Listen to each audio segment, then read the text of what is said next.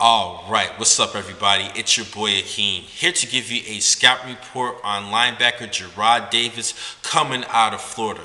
He is one of my top inside linebackers entering this year's draft. This kid is actually hailing from Kingsland, Georgia. Decided to stay in SEC territory to become a Florida Gator. He's starting to get some notoriety back in 2015, in which he did register 98 tackles to go along with 11 tackles for loss and 3.5 sacks. Despite the fact that he started 12 of 14 games, decided to stay for his senior campaign, in which the numbers did drop. He had 60 tackles to go along with 6 sacks and 6 tackles for loss and just 2 sacks. Numbers did go drop a lot due to injuries. It's just a little bit durability is one of the biggest concerns for him entering this year's draft. Talk a little bit further about that in his weakness area. Now, this kid, I think could be a good talent at the next level. First and foremost, I do like the fact that he has great tenacity on the field, a strong presence, and I do like the fact that he is somewhat of a tackling machine.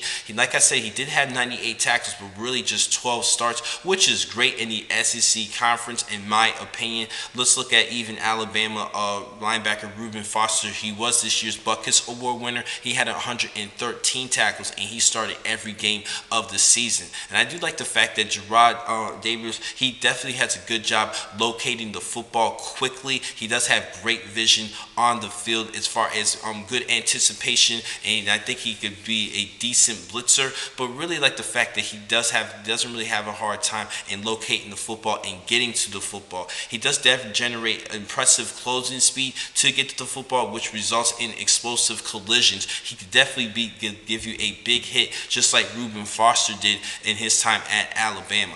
Now, he does have some weaknesses. I mentioned the injuries. Durability is the biggest concern that the scouts are looking at for Davis. He's been dealing with some injuries in 2016. Head, shoulder, neck. So I read a little bit about neck, not too much, and leg injuries. He does need to just show a little bit he's healthy, and also due to the fact that some people believe that he is undersized at 6'1", 238 pounds. Now, a lot of people want their inside linebackers to be at least a 250.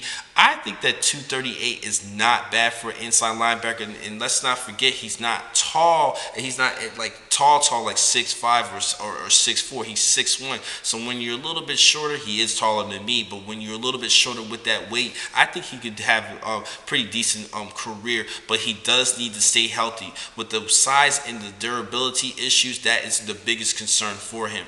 Now, as far as his play, though, he does play recklessly. He can give you a big play, the big hit, but there are times where he has a hard time fighting off blocks. He needs to do a better job at that, and he can sometimes he will be actually. He's not as versatile as I expect. He's actually a traditional 4-3 inside linebacker. Some people believe that he's versatile enough to play 3-4. I see him more as a 4-3 inside linebacker, which you depend on your pass rushers to be on the defensive end in the forefront. I think he's a good Mike linebacker, a better Mike linebacker at a 4-3 scheme. Now, overall, for my projection, I actually see him as a late second-round pick for this year's draft. The durability is just too much, but I still think the second round he could be a good pick later in the second round.